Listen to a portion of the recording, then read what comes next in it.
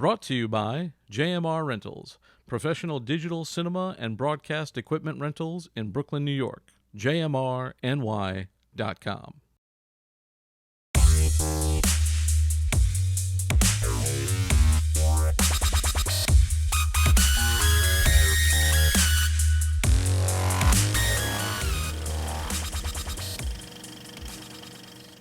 Hello and welcome to No Rest for the Weekend. I'm Jason Godbey. Recently, I took a trip to Los Angeles to get the real story of what it's like to live there and work in the entertainment industry. I interviewed friends and colleagues and asked them to tell me their stories. Morgan Page is an actor and producer who moved to Hollywood to develop her own projects. Here she talks about two projects she's currently developing and the struggles to get them off the ground.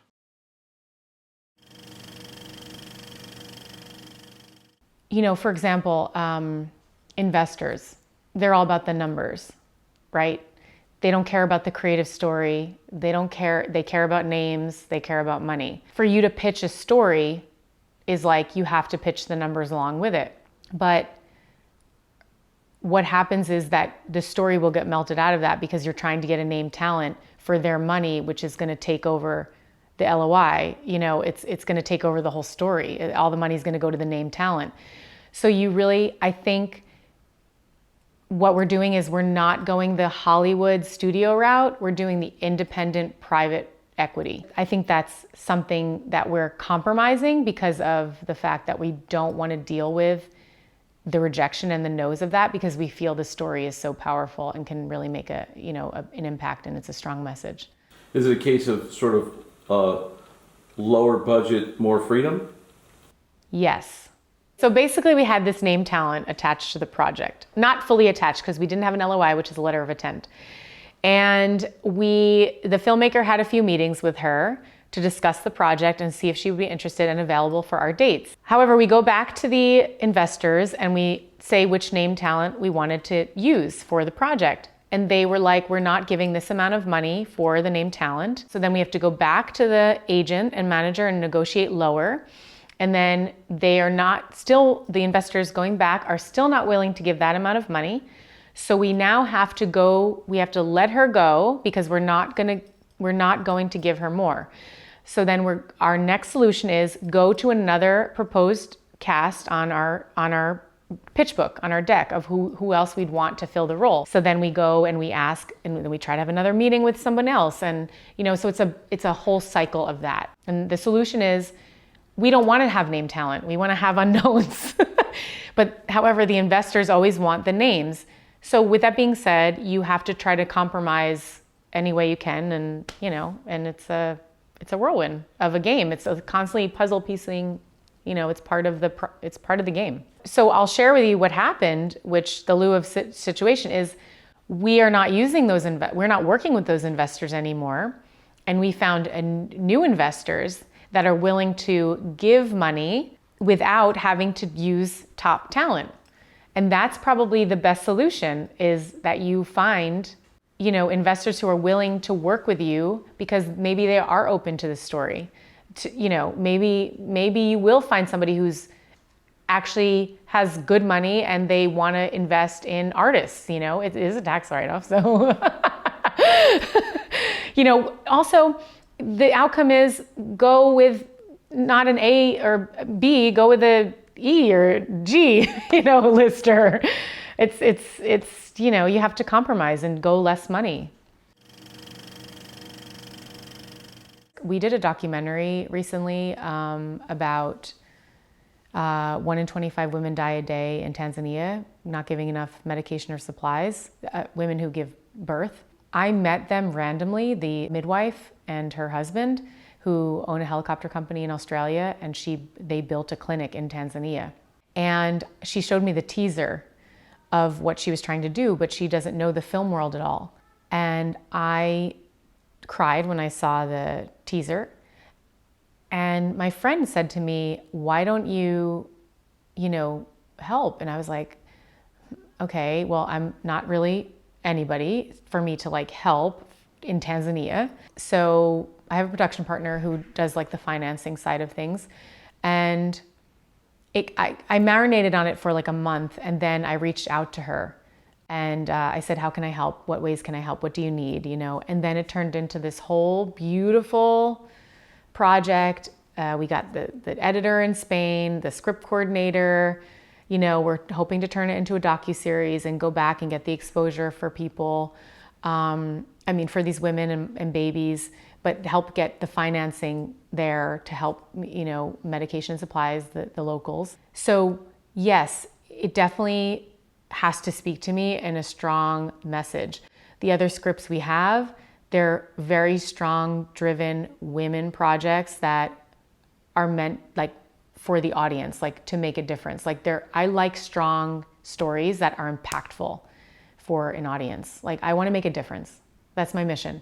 So the vision became different when I came from New York to LA, because I want to make a difference for humanity. I don't want it to be, I just want to make movies. I just want to write songs. It's I really want to make a difference in the world, Joseph Melendez is an accomplished actor who moved to Hollywood after being cast in the film Fast Five. But his is a different kind of Hollywood story. Well, there was the day that I decided to come back. I had an audition for the Fantastics. It was back out at South Coast Rep, which is about 50 miles south from where I was living in Glendale. So I was heading out, and on that day, everything just went wrong. And it ended within 2 hours. It ended with my car being on the side of the road, the engine burned out and done, which made me just go, I'm going back to New York.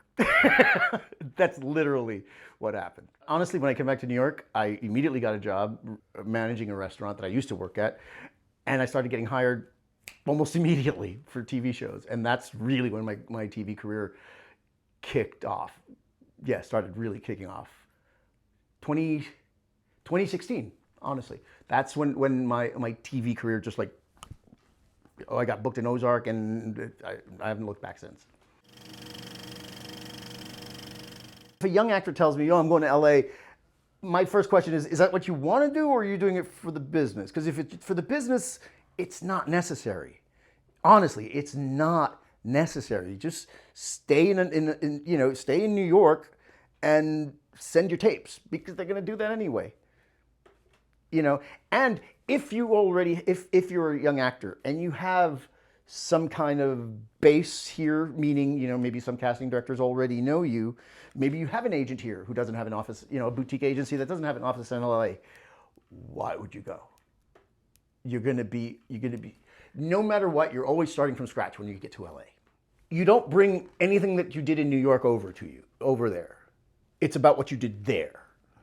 So everything a couple of Broadway shows, everything that I did in New York, the only thing that got me was the respect of people going, oh, you're a real actor. You're not just a Hollywood actor.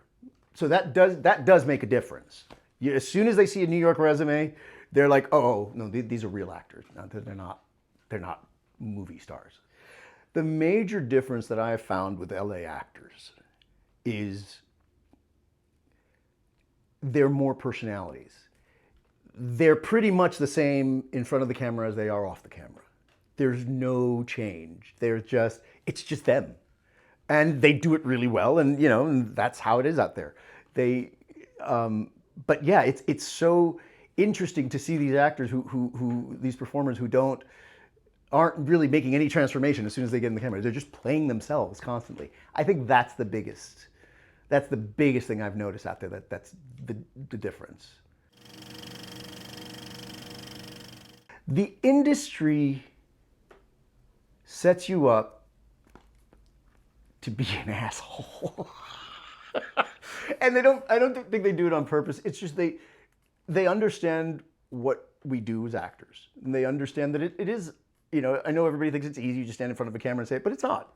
They understand how hard it is, and they understand how important our job is. One of the things just to digress for a second, the major difference between theater and television that I love the most is, in theater, you will constantly have producers and people in power telling you, there's 400 guys that can replace you. And whether it's bullshit or not, in the TV industry, they make you feel like this entire production cannot be done without you. Casting directors. It's so different meeting. I grew up in New York. I've had my entire career has pretty been here. I know casting directors, people who I hang out with, I've had drinks with, personal relationships, who I walk into an audition with them and they're like, "Hello, Joseph. Go ahead. Thank you. Next." And you're just like, "Okay, I'll see you later." But in LA, you do an audition, you've never met this casting director, and she'll be like, "Oh my God, thank you for going there." And you know what? Even if you know it's bullshit, it feels nice. And the trick is to remember that it's bullshit. It's not really what they're thinking, and they're just trying to make you feel better. If you're insecure in any way, and if you shouldn't go to LA. And I mean that, I mean everybody's insecure. But if your insecurities control you, and you need a community, LA is not for you. LA is a lonely place. I liked being in LA because I'm a loner. I like being by myself. I don't like being around crowds. So for me, it was perfect. It actually made me want to be social. In New York, I've been here so long, and there's just so many people. I don't even want to go out sometimes, because as soon as you walk out the door, there's 50,000 people. To see another person in LA, you have to make plans. It just doesn't happen. You don't just walk out your door and, you might see your neighbor, but it's not like you walk out and all there's throngs of people. You can go, I went days without seeing another person. People in Hollywood know me. At least that's the big difference from when I moved out there now. At least now, if you're in LA and if you're in with industry people and my name is mentioned, people know who I am now. It's not that's the biggest difference. That before they had no idea who I was and didn't really care. Now I have enough of a resume that they know they know who I am. Again, I've been just so fortunate to do some great shows. Ozark, The Sinner. Those are things. Those are really what put me on the map. The Americans. It's so different now, though. Even before the pandemic, when the whole self-tape thing started, it started just becoming more of a more common. And as soon as it started, I loved it because it got rid of the idea of having to move to LA again. I have access to any production of anything now, right, from New York. Thankfully, I have great agents now that facilitate that. But yeah, I can, I send the tape out to London for something. I'll send it in, LA, Atlanta. I'm always everywhere. It's nothing is closed off now because of the self-tapes. And I love that. Indy Gott is a filmmaker and VFX specialist. He talks about his career and gives his advice on what it takes to get started in the film industry. The dream of Hollywood for me was to direct films. I've always wanted to be a director. When I was younger, I would steal my mom's video camera and record over family videos, which wasn't really great because it usually consisted of Legos and Batman fights with my toys and all that stuff. And growing up, I grew up with 5 brothers. I was the youngest. And I would take the only 3 VHS tapes that we would have, which would be a ripped-off Rambo movie, Wayne's World 2, and Back to the Future 2.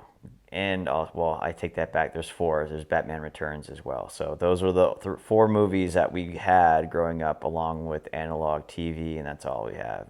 Rich kids had the cable. Well, originally I went to school for visual effects at Noman.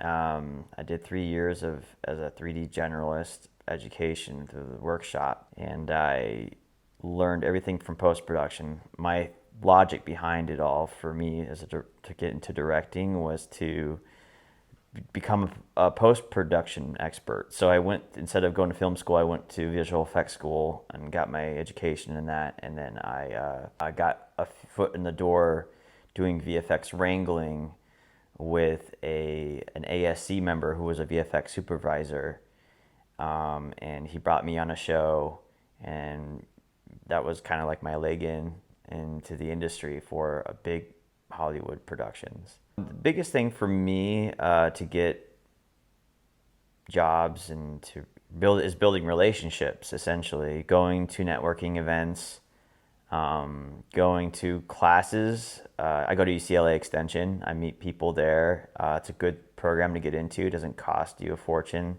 And if I were a filmmaker and a young filmmaker, that's where I would start, is in an educational setting like that doesn't cost you $1 million or, well, that's an over-exaggeration. But yeah, it won't cost you so much to attend, especially if it's for filmmaking, because you're in a town of filmmakers. It's like there's no reason to be spending that much for that kind of education. From those events like Stage 32 events and classes, workshops, also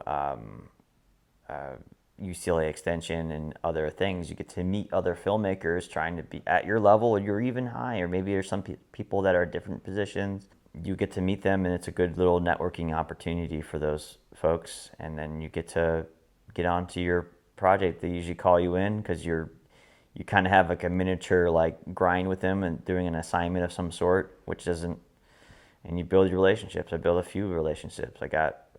People help me with getting locations that I wouldn't be able to afford a location in Los Angeles. Like they had their house, like, hey, come on over, hang out, let's shoot something. And that's one way of setting this up. Other people, they PA or they try to get a position that's like, doing their stuff. But even in that, is a relationship building aspect to it as well. So really, it's just who you know and how did you meet them and how did you make them feel. For right now, what I do for work on the bigger shows is I do VFX data wrangling. VFX data wrangler works under the VFX supervisor, who is in charge of the whole entire rigmarole of the VFX production. So if a shot is required to have VFX and there's a lot of work for like the VFX supervisor and he can't handle it himself, I'm the additional help that gets the VFX supervisor to help him focus with the director to get the production going. So then the VFX supervisor can be on standby, kind of like a DP. I'm like the AC. So I'm like a visual effects AC, if that's the best way to explain it. I mean, hopefully in the next 5 years I can further my education within the writing element, and hopefully I could switch gears from visual effects to more writing, directing world. That's my main goal, essentially.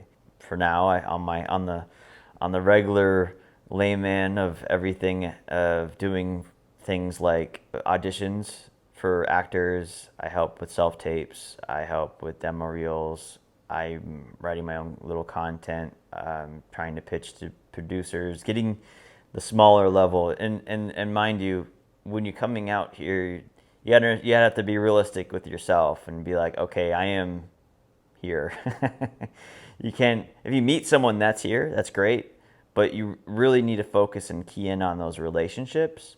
So you don't want to be jumping in and say, hey, oh, by the way, here's my script, can you go read it? And you just met them. Like, it's kind of like building any kind of dating relationship. You don't want to jump in and, do your thing. You're not a one night stand kind of person. And most people aren't. A lot of people are classy, so you have to be very long. You have to keep that relationship going. But typically the best way to get those type of relationships of people that want to work with you and want to do those things are in the education settings, which is what UCLA Extension. I recommend doing something like that to kind of help you get those things happening, those relationships, those working relationships working.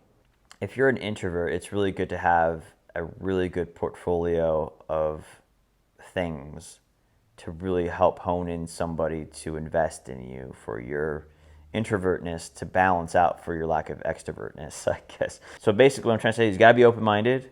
You have to try things, new things outside, and it makes you a better filmmaker in general. Like maybe be an AC, maybe be a sound guy, maybe be a PA for a little bit. Jump around, see what other places that you can fit in. As long as you're in the filmmaking world, you're in it. As you work and get your foot in the door for the thing that you really want to do, writing, whatever, what have you, you need to have your main squeeze, which is a specialty. So that specialty helps you become the thing that you're trying to build up to. So what you're trying to do is right now, your specialty is right here, and you're working that thing up. And eventually, this part that you want to do starts becoming the thing, and you're doing that specialty less and less and less and less and less. And eventually, you're doing the thing that you want to do, which could be whatever it is that is what your truly love in your heart is set into. When I say specialty, it could be an AE for if you're under editorial. It could be a PA if you want to get into production. It could be an assistant writer for writing. It can be any of these type of things. A VFX data wrangler like myself, a specific. And then once you get your funds and your relationships and all those things, they start to balance out into the other thing that you really want to do. And then eventually you'll be able to get those funds. You'll be able to have those relationships. You have those understandings of different departments. And now you're a trusted source with a bigger amount of production level quality. And then you can start becoming the thing that you want to be by building those relationships and understanding how things work in the industry, knowing that it's a lateral movement process. It's not a trajectory up. It's depending, everybody's different, but in most cases, if you weren't born into a family or you're some kind of special case, typically you have a lateral progression. Whether you are under a particular department for a bit, you get your foot in the door, you get your funds, you get your savings, you start building up relationships, and then you find people at your level to grow with as you're doing your main squeeze. What would you rather be doing, working at a bar or working on production?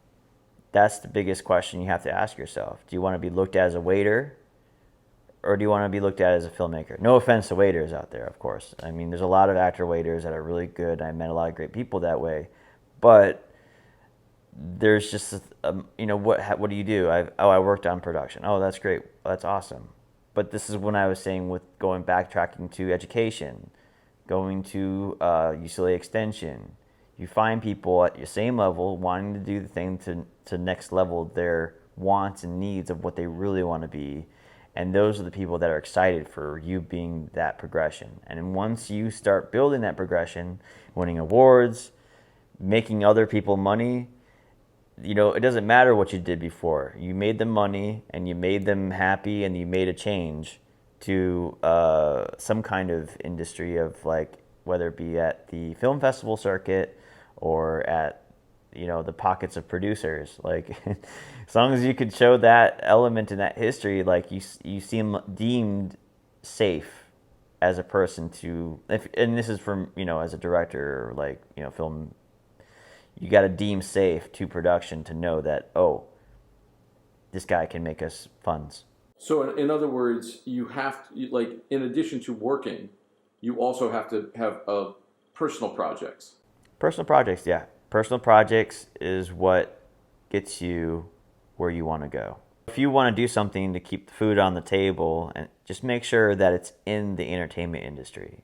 It helps. It helps understanding, and it makes you grow. You treat it as an educational experience every time. And by doing that, it makes you a strong filmmaker. And as you try to make your own films and become that thing that you want to be, or a writer, and even better, if you're even in the genre of the place that you want to be in, to help you focus even further to build those relationships. Say if you're an assistant to a writer, an assistant to a director, assistant to et cetera, you're that much closer to being and understanding that world and how to establish that. It's kind of like being around a big brother or big sister, and you're trying to see how they do things, so you don't have to run into those issues. And if you have run into those issues, you have that experience with others and how they treated those issues to make a better assessment. And that's all we have for today. Thanks so much for taking this trip down the rabbit hole. For more of our content, including our movie reviews, visit our website, norestfortheweekendpodcast.com. Don't forget to like, rate, and subscribe on your favorite podcast app. And now you can subscribe to us on YouTube, youtube.com/getbehindtherabbit. I'd like to thank Morgan Page, Indy Gott, and Joseph Melendez, and our sponsor, JMR Rentals. For Behind the Rabbit Productions, I'm Jason Godbey. Thanks for joining us, and we'll see you next time.